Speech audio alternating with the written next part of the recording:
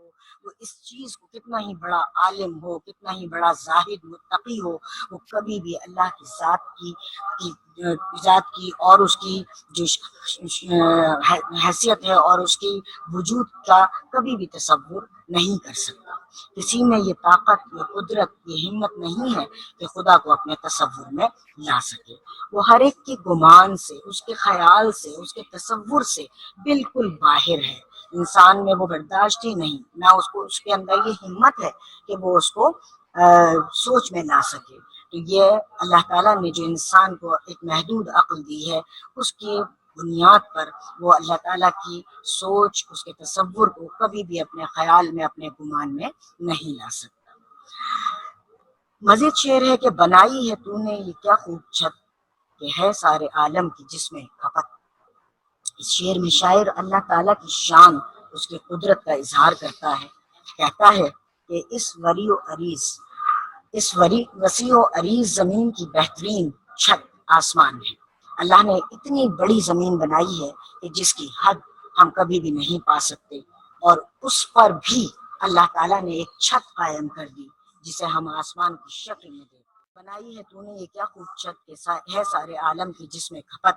اللہ تعالیٰ نے ایک انتہائی وسیع و عریض زمین تخلیق کی، اور آپ دیکھیں کہ جب ہم ایک چھت بناتے ہیں اپنے گھر کی یا کسی اور حوالے سے، تو ہم اپنی چھت کے حوالے سے پلرز کھڑے کرتے ہیں، ہم جو اور دوسری ضروری کنسٹرکشن کی چیزیں ہیں اس میں وہ ڈالتے ہیں، مگر ہم جب آسمان کی طرف نگاہ کرتے ہیں ہمیں کوئی پلر نظر نہیں آتا، ہمیں کوئی ایسی بات نظر نہیں آتی کہ جس میں ہمیں کوئی اس کی بنیاد میں کوئی چیز ہمیں نظر آ رہی ہو کہ کس چیز نے اس کو تھام رکھا ہے۔ اللہ نے بغیر پلر کے یہ چھت ہمیں فراہم کر دی، اور جو ہمارے لیے جب ہم نگاہ اٹھا کر اس کو دیکھتے ہیں، اس کا خوبصورت کلر، اس کا خوبصورت رنگ ہمارے ذہن کو، ہمارے دل کو تر و تازہ کرتا ہے، اور ہمارے لیے یہ حفاظت کا ذریعہ بھی ہے۔ اس کے ساتھ ساتھ یہ کہ اللہ نے جب یہ بہترین چھت بنائی ہمارے لیے، تو جس نے اس پوری زمین کو اپنے سائے میں لیا ہوا ہے، تو اس کا کوئی کونا بھی، کوئی حصہ، کوئی ذرہ تک آسمان سے باہر نہیں ہے، زمین پر موجود ہے اور آسمان کے نیچے ہے۔ اور یہ اس کی کائنات کی جو تخلیق ہے، اس نے اس کائنات کو تخلیق کر کے اپنی قدرت کا ہلکا سا جلوہ دکھایا ہے۔ اگلا شعر دیکھتے ہیں۔ یہ تارے ہیں جو آتے جاتے ہوئے، چمکتے ہوئے، جگمگاتے ہوئے۔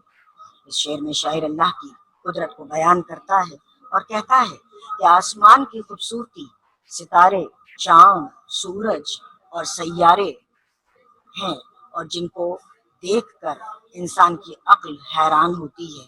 یعنی آسمان کی خوبصورتی، اس کی سجاوٹ، اس کی آراستگی، آرائش، ستارے، چاند، سورج ہیں۔ اور جب ہم تاروں کی بات کرتے ہیں تو شاعر نے اس شعر میں حوالہ دیا کہ یہ تارے ہیں جو آتے جاتے ہوئے۔ کیا مطلب ہے اس کا؟ اس کا مطلب یہ ہے کہ رات کو یہ تارے چمکتے ہیں، جگمگاتے ہیں، تو آسمان پر نور چھا جاتا ہے، چاروں طرف روشنی بکھر جاتی ہے، اور دن میں سورج کی روشنی کے سامنے ان تاروں کی روشنی ماند پڑ جاتی ہے، اور ان کے وجود کا احساس تک نہیں ہوتا۔ تو رات کو تاروں کا چمکنا، تاروں کا آنا، اور دن میں تاروں کا نظر نہ آنا سورج کی تیز روشنی کی وجہ سے، یہ تاروں کا جانا، اس کو جانا کہا شاعر نے۔ چمکتے ہوئے، جگمگاتے ہوئے، ان تمام تاروں نے آسمان کو خوبصورتی عطا کی، جگمگاتے ہوئے نظر آتے ہیں اور خوبصورت نظر آتے ہیں۔ اور ان ستاروں کی اتنی روشنی ہے جو آسمان کی رونق بڑھا دیتی ہے اور اس کو خوبصورتی عطا کرتی ہے۔ اور یہ تمام جو کائنات کی تخلیق ہے، یہ ہمیں اس بات پر راغب کرتی ہے کہ اپنے رب کا شکر ادا کریں اور اس رب کی عظمت کا اعتراف کریں۔ اگلا شعر ہے کہ چراغ ایسے روشن جو بن تیل ہیں، تیری ہی قدرت کے سب کھیل ہیں۔ اس شعر میں شاعر اللہ کی عظیم قدرت کو بیان کرتا ہے اور کہتا ہے کہ اللہ کی شان دیکھیے، اس کی عظمت کا اعتراف کرتے ہوئے کہتا ہے کہ اس کی قدرت کو دیکھیے کہ اس نے آسمان پر سورج، چاند، ستارے جب اللہ نے بنائے تو وہ اس طرح روشن کر دیے کہ جن کو نہ کسی تیل کی ضرورت ہے، نہ کسی ایندھن کی ضرورت ہے۔ جب ہم اپنے گھر میں کوئی لائٹ کو آن کرنا چاہتے ہیں تو ہمیں کوئی ذریعہ چاہیے ہوتا ہے، یا تو ہم تیل کے ذریعے چراغ روشن کرتے ہیں، یا تو ہم تیل کے ذریعے چراغ کو روشن کرتے ہیں، یا ہم لائٹ کو جو الیکٹریسٹی ہے اس کے تھرو ہم اپنے گھر میں روشنی فراہم کرتے ہیں، اپنے گھر کو روشنی فراہم کرتے ہیں۔ لیکن اللہ کی قدرت کیا ہے؟ اللہ کی قدرت یہ ہے کہ جو منبع ہے، جو اوریجن ہے آپ کو روشنی عطا کرنے کا، آپ کو انرجی عطا کرنے کا، وہ سورج، چاند، ستارے ہیں۔ اور دیکھیے گا اس بات پر اللہ کی قدرت کا اعتراف کرتے ہوئے اس کے حضور سجدہ ریز ہونے کا دل چاہتا ہے، اور ہوتا ہے انسان کہ ان تمام چیزوں کو نہ کسی ایندھن کی ضرورت ہے، نہ کوئی پیٹرول چاہیے، نہ کوئی تیل چاہیے، نہ کوئی الیکٹریسٹی چاہیے، یہ ہمیشہ چمکتے ہیں۔ اور دیکھیے کہ پہلے دن سے، کائنات کے پہلے دن سے یہ جس انرجی کے ساتھ چمک رہے ہیں، دمک رہے ہیں، ان سب میں جو ہے وہ اسی انرجی کے ساتھ چمکتے ہوئے اور دمکتے ہوئے نظر آ رہے ہیں۔ اس کے بعد پھر کہا کہ اللہ تعالیٰ کے حکم سے روشنی یہی پھیلا رہے ہیں، ان کی روشنی کبھی مدھم نہیں ہوتی، کبھی ختم نہیں ہوتی، اور یہ اللہ تعالیٰ کی قدرت کاملہ، یعنی قدرت کاملہ، مکمل قدرت۔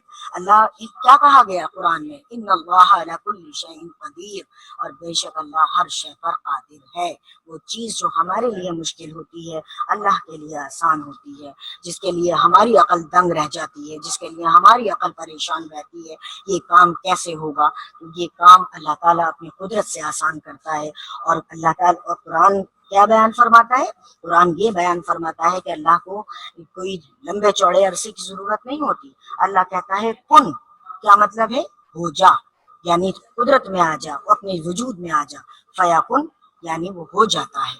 اور یہ اللہ نے پوری کائنات 6 دن میں تخلیق کر دی، اور اسی طرح اس نے اس کے جو 7 تہیں سمندروں کی، 7 تہیں زمینوں کی، اور 7 تہیں آسمانوں کی اللہ تعالیٰ نے بنائی، یہ اپنے قدرت کے بلبوتے پر بنائی۔ اور ان کی یہ جو تمام چیزیں اللہ تعالیٰ نے بنائی ہیں، یہ چاند، ستارے، سورج، ان کی روشنی نہ مدھم ہوتی ہے نہ ختم ہوتی ہے، اور یہ اللہ کی قدرت کا اعلیٰ نمونہ ہے۔ اگلا شعر پڑھتے ہیں۔ یہ لال و گوہر ہیں جو بکھرے پڑے، زمیں سے بھی ہیں ان میں اکثر بڑے۔ شاعر اللہ تعالیٰ کی شان اور قدرت بیان کرتا ہے اور کہتا ہے کہ سورج، چاند، ستارے اپنی چمک، اپنی دمک، اپنی رونق کی وجہ سے قیمتی جواہرات کی مانند نظر آتے ہیں۔ کیا مطلب ہے؟ مطلب یہ ہے کہ یہ دیکھا جائے تو اپنی حیثیت کے اعتبار سے بھی اتنے ہی قیمتی ہیں ہمارے لیے۔ اگر ایک دن سورج نہ نکلے تو ہمارے زندگی کا جو محور ہے وہ پوری طرح سے چل نہیں پاتا۔ اور اسی طرح سے جہاں پر جن ممالک میں سورج نہیں نکلتا وہ اپنے الگ مسائل کا شکار، اور جہاں سورج بڑی آب و تاب کے ساتھ نکلتا ہے وہ الگ مسائل کا شکار۔ یعنی اللہ تعالیٰ کا جو قدرت کا نظام ہے وہ ایز اٹ از چلتا رہے، وہ اسی طرح سے چلتا رہے، وہ انسان کے لیے اور کائنات کی ہر شے کے لیے بالکل بہترین ہے۔ آبوتاب کی وجہ سے، اور یہ جو سورج، چاند، ستارے ہیں آبوتاب کی وجہ سے قیمتی جواہرات کی مانند دکھائی دیتے ہیں۔ یہ ہماری زمین سے بھی بڑے ہیں، اسی لیے کہا گیا کہ یہ ہماری زمین سے بڑے اجسام ہیں۔ یہ وہ تمام اجرام فلکی ہیں۔ اجرام فلکی سے مراد کیا ہے؟ آسمان پر شامل، آسمان پر موجود اجرام یا اجسام، اور اپنے خالق کی قدرت اور کاریگری کی عمدہ مثال ہیں۔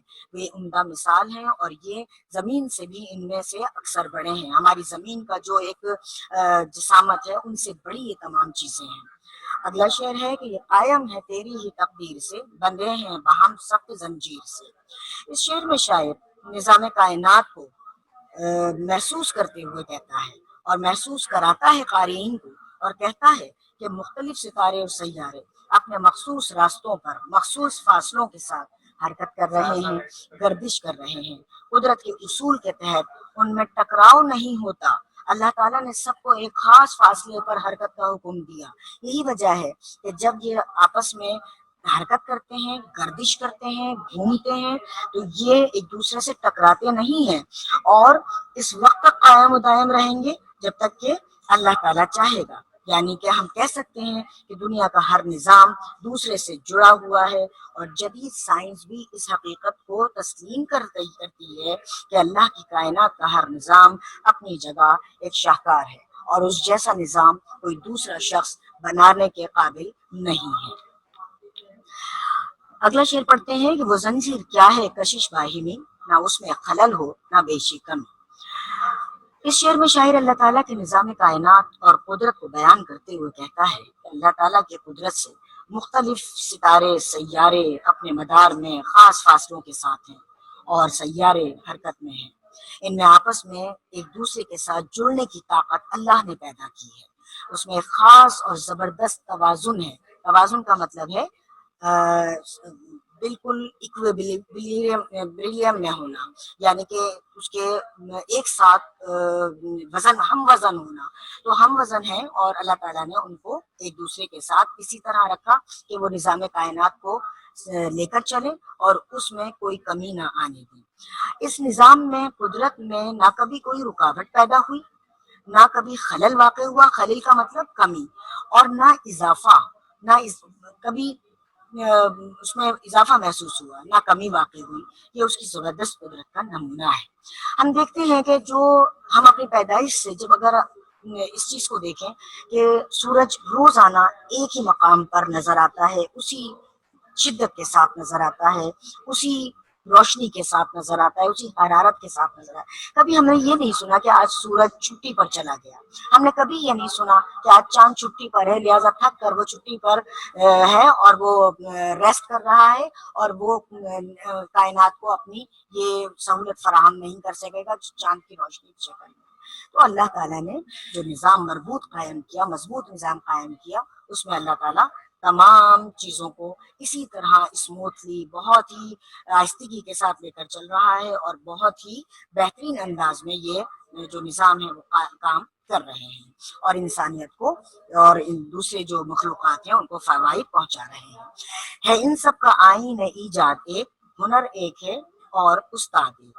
اس شعر میں شاعر اس حقیقت کو ظاہر کرتا ہے اور اس کا اعتراف کرتا ہے کہ یہ جو دنیا ہے وہ حیرت انگیز طور پر اللہ تعالیٰ نے یہ کائنات پیدا کی اور اس میں جتنی بھی چیزیں ہیں ان سب کا خالق و مالک صرف اور صرف اللہ ہے۔ اللہ نے فقط کن کہا، ابھی میں نے آپ کو اس سے پہلے کے شعر میں کہا اللہ نے فقط کن کہا کہ ہو جا اور کائنات وجود میں آ گئی۔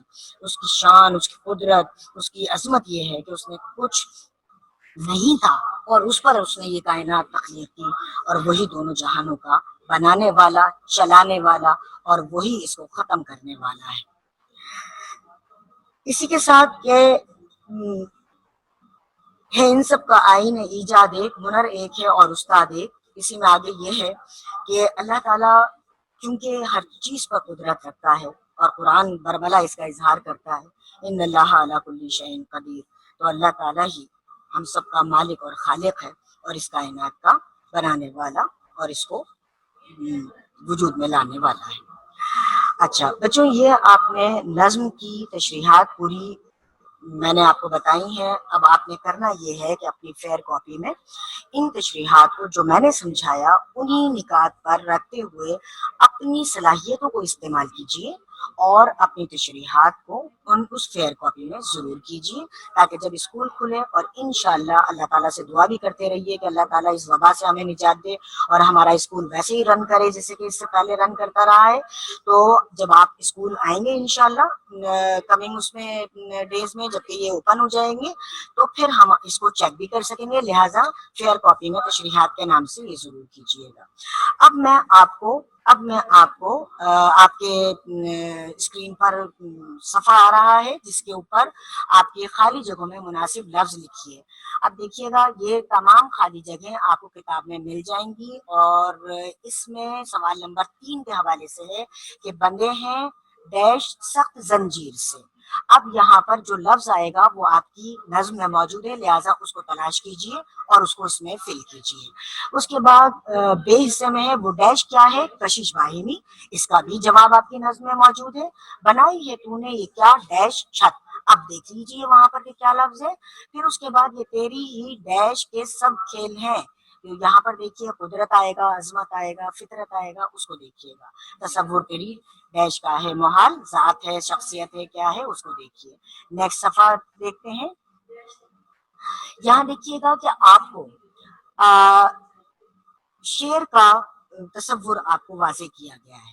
شعر جب ہم پڑھتے ہیں جیسے یہ کہ خدایا نہیں کوئی تیرے سوا، اگر تو نہ ہوتا تو ہوتا ہی کیا، تو خدایا نہیں کوئی تیرے سوا ایک شعر دراصل دو مصروں پر محیط ہوتا ہے، دو مصروں پر محیط ہوتا ہے۔ پہلا والا جو مصرع ہے خدایا نہیں کوئی تیرے سوا، یہ مصرع اولا یا مصرع اول کہلاتا ہے، یعنی پہلا مصرع، اور جب اس میں ہم دوسرا مصرع لکھتے ہیں تو شعر مکمل ہو جاتا ہے، ورنہ یہ مصرع رہتا ہے۔ اگر تو نہ ہوتا تو ہوتا ہی کیا، یہ اس کا مصرع ثانی، ثانی عربی میں کہتے ہیں دوسرے کو، تو مصرع ثانی کا مطلب ہے دوسرا مصرع۔ اب یہ دونوں مصرے جب ہم نے لکھ دیے تو یہ شعر کہلایا۔ اچھا اب آگے دیکھیے گا، آپ کے پیج پر آ رہا ہوگا کہ دو علامتیں دی گئی ہیں۔ پہلے میں لکھا ہے کہ ایک چھوٹی سی علامت ہے، یہ تنہا شعر کی علامت ہے، اور عین اگر آپ بنا دیں گے تو وہ مصرے کی علامت ہے۔ اب اسی طرح سے آپ دیکھیے گا سوال نمبر 5 پر آ جائیے، یہ ایم سی کیوز ہیں۔ ایک شعر میں مصرے ہوتے ہیں، اب کتنے مصرے ہوتے ہیں ابھی ڈسکس کر کے آئے ہیں ہم۔ اب آپ دیکھ لیجئے کہ چاروں آپشن میں سے کون سا بالکل رائٹ ون ہے۔ پھر بے حصے میں دیکھیے کہ ہم کے چوتھے شعر میں بن تیل کے چراغوں سے مراد کیا ہے، پھول ہے، ستارے ہیں، ہیرے ہیں، بلب ہیں، کیا چیز ہے، تو اس کو آپ سلیکٹ کیجئے اور اپنے ایم سی کیوز مکمل کیجئے۔ اس دنیا کی ہر چیز قائم ہے تدبیر سے، زنجیر سے یا تقدیر سے۔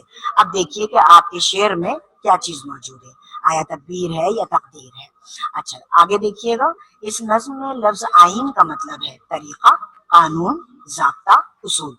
آپ کو میں نے بتایا کہ آپ کی کتاب میں پیچھے کے صفحات میں بالکل آخری صفحات میں فرہنگ موجود ہے، اس فرہنگ میں دیکھیے گا کہ لفظ آئین کا مطلب کیا دیا ہے، انہوں نے بنانے کا اصول دیا ہے یا بنانے کا قانون دیا ہے، جو اس میں دیا گیا ہے وہی اس کا جواب ہوگا۔ اگلا دیکھیے گا، کائنات میں سب کھیل کس کے ہیں، ہمت کے ہیں، عزت کے ہیں، فرصت کے ہیں یا قدرت کے ہیں، ان میں سے آپ صحیح لفظ جو ہے وہ سلیکٹ کریں۔ اچھا اس کے بعد میں نے پہلے بھی آپ کو بتایا تھا کہ حمد وہ نظم ہے کہ جس میں اللہ تعالیٰ کی تعریف و توصیف بیان کی جاتی ہے۔ اچھا بچوں، اس کے ساتھ ساتھ اب آپ کو یہ جو آپ کے ایم سی کیوز ہیں ان پر میں لے کر چلتی ہوں، جو مزید میں نے ڈیولپ کیے ہیں اور آپ دیکھتے جائیے۔ اچھا مسئلہ کیا ہے کہ کلاس 10 کیونکہ میٹرک لیول پر بورڈ کے ایگزام دیتی ہے، تو ہم کتاب کے ایم سی کیوز کو بھی کنسیڈر کرتے ہیں اور کچھ اضافی جو ایم سی کیوز جو ہمارے امتحانات کے نقطۂ نظر سے بہت زیادہ اہم ہوتے ہیں، ہم ان کو بھی کنسیڈر کرتے ہیں۔ اب دیکھیے گا آپ کی اسکرین پر آ رہا ہے، مولوی محمد اسماعیل میرٹھی ہندوستان کے شہر میں پیدا ہوئے۔ اب دیکھیے آپ کے تعارف شاعر میں جو موجود ہے اس لفظ کو آپ جواب کے طور پر جواب دیجیے۔ اور مزید یہ کہ اسماعیل نمبر 2 پر ہے کہ اسماعیل میرٹھی کا شمار اہم شاعروں میں ہوتا ہے۔ میں پہلے ہی بتا چکی، نہ یہ جوانوں کے شاعر ہیں، نہ بڑوں کے ہیں، نہ بوڑھوں کے ہیں۔ اصل میں انہوں نے بچوں کی اخلاقی اور اصلاحی تربیت جب انہوں نے کی تو چھوٹی چھوٹی نظمیں لکھنے شروع کی اور اسی کے حوالے سے ان کو بہت زیادہ اہمیت حاصل ہے۔ اگلا ہے کہ جس نظم میں اللہ تعالیٰ کی تعریف بیان کی جائے وہ کیا کہلاتی ہے، ابھی بتایا آپ کو میں نے۔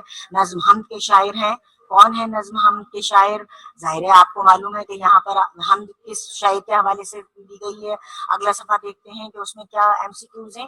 ایک شعر میں مصرے ہوتے ہیں، ابھی میں نے آپ کو ڈسکس کیا ایک شعر میں کتنے مصرے ہوتے ہیں، 2 ہیں، 4 ہیں، 6 ہیں، 8 ہیں۔ ہم کے چوتھے شعر میں بن تیل کے چراغوں سے کیا مراد ہے، پھول ہیں، بلب ہیں، ستارے ہیں، ہیرے ہیں، ان سب کو آپ دیکھیے، اور جو میں نے پڑھایا، جو تشریح آپ کو میں نے پیش کی اس میں نے کیا بتایا اس کو بھی آپ کام میں لا کر ان کے جواب کو سلیکٹ کر سکتے ہیں۔ اس دنیا کی ہر چیز قائم ہے کس چیز سے، چاروں آپشنز موجود ہیں، ان میں سے صحیح آپ جواب دیجئے۔